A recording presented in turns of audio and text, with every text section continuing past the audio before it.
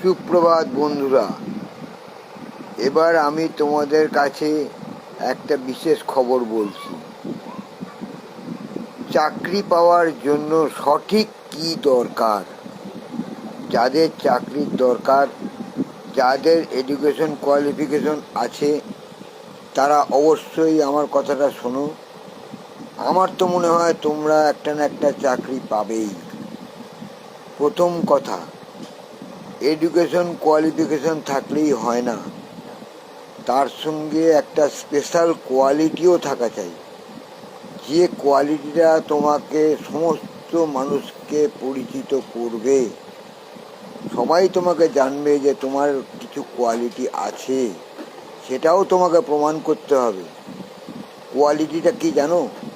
কোয়ালিটিটা হলো একটা বিশেষ গুণ বা বিশেষ ধরনের